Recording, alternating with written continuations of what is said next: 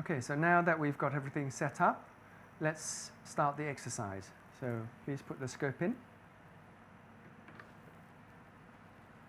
So this is the esophagus, and then the scope goes into the stomach, and we need to retroflex to see the varix in the cardia. So here's the varix with the red spot.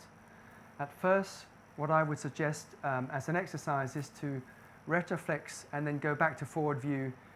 Do that a couple of times, because in real life there'll be lots of blood and it might be difficult to know which way you're going. So just practice retroflexing to the varix and then back into the antrum.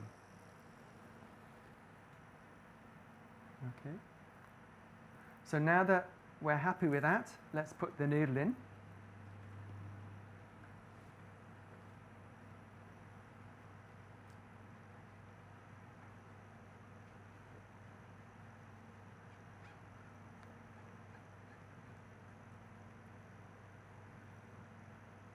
Once the needle is in, we retroflex to the varix and try to get a position that's not too far or too close to the varix. And we test the position by lightly touching the varix with the closed needle, just to make sure we're happy with the position. So slightly touching. Once you're happy with the position, then pull back slightly, and then we can have the needle out, ready to inject. Needle out, please. Inject, please. So not too much pressure on the needle.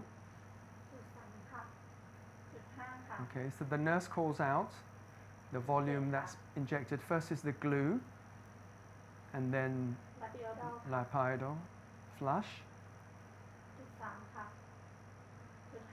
We've stopped the suction already so that the glue doesn't go back up into the scope.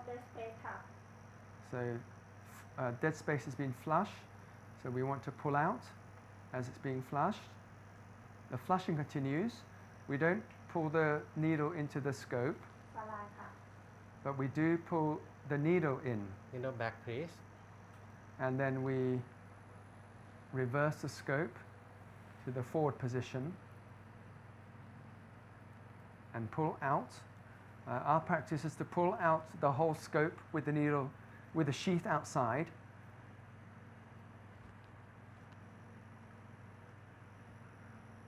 And then we can wipe it clean and then pull the needle out or cut the needle off at the end before taking it out through the scope.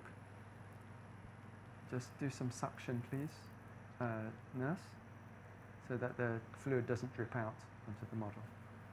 Okay, so the model, the varix, artificial varix, will have a few drops of fluid coming out. We just have to wipe it clean afterwards. And that's it.